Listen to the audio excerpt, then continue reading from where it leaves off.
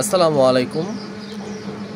কিছুদিন আগে north south বিশ্ববিদ্যালয়ে একটি ছেলে কোরআন অবমাননা করেছিল। সেই ছেলেটার বিচারের অগ্রগতি কতটুকু?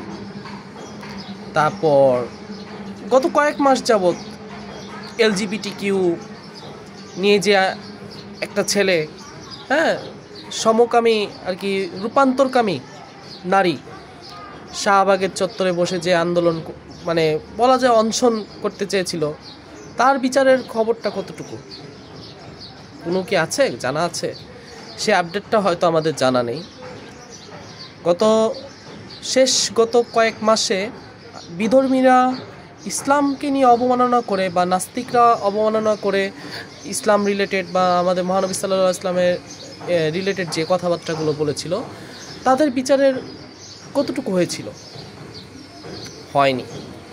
তো আমরা এই যে গত 2 দিন আগে বা গতকালকে আগে যে ভূমিকম্পটা হলো, আমরা অনেকে হয়তো বলতেছি যে টেকটনিক প্লেট। আচ্ছা ঠিক আছে, বিজ্ঞানের খাতিরে মানলাম টেকটনিক প্লেট হইতেছে, আমাদের গ্রামে চলে যাওয়া উচিত, আমরা এইভাবে ক্যাম্পেইন করতেছি, এইভাবে সচেতনতা বাড়াইতেছি। কিন্তু আমরা কি এটা খেয়াল করতে পারতেছি যে আল্লাহ তাআলা আমাদের উপর কতটা নারাজ? আমরা পবিত্র কোরআন মাজিদ কতটুকু এটার হেফাজত, এর সম্মান বা একে যারা অপমান করতেছে বা নবী রাসূলকে নিয়ে যারা মন্তব্য করতেছে, তাদেরকে নিয়ে আমরা কিছু কেন বলতেছি না? আমরা যে দাঁড়িয়ে আছি, এই ভূমিটার নিচে কিন্তু জমিনটা কেঁপে উঠতেছে। কেন কেঁপে উঠতেছে? এমনি কিন্তু কাঁপে না। এমনি কিন্তু আমরা কেন এটা গজব হিসেবে দেখতেছি না? আমরা কেন ভুলে যাইতেছি? আমরা কেন বারবার ওই বিজ্ঞানের কথাটাই আনতেছি?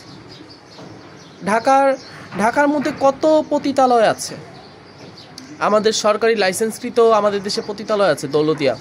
ওইটাকে আদৌ আমরা বন্ধ করতে পারছি? পারি নাই। কত ওপেন মডেল,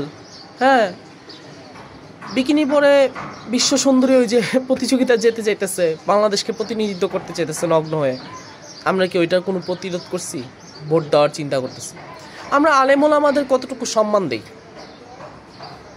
দেওয়া হয়, সম্মান দেওয়া হয়? দেওয়া তো হয় না। আমরা রাজনীতির মধ্যে আমরা সেকুলারিজম এটা প্রতিষ্ঠা করতে চাইতেছি। আমরা শরিয়া নিয়ে কথা বলতে গেলে আমাদের এক শ্রেণী মানুষদের মধ্যে চুলকানি উঠে বলা যায়, এক কথায় বলতে গেলে। তা আমরা কেন আমাদের এই বিপদ আসবে না?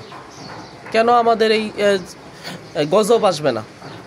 এখন আমরা অনেকে বলতেছি ঢাকা ছেড়ে চলে যেতেছে, অনেকে ভূমিকম্পের নিয়ে এটা সেটা আপডেট দিতেছে, সতর্কতা।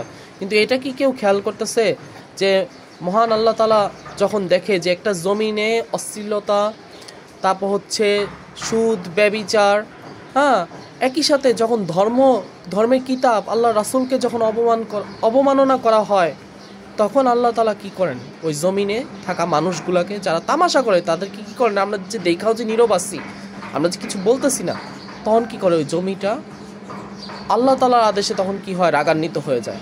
আল্লাহ তাআলা ওই নগরী ধ্বংস করে দেয়।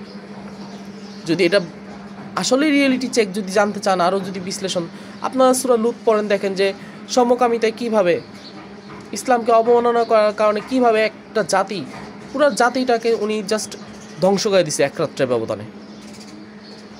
সব কিছুতেই বিজ্ঞান টানা যেমন জরুরি, অবশ্যই জরুরি, সেই সাথে ধর্মীয় দৃষ্টিকোণটাও দেখা জরুরি যে কেন হচ্ছে।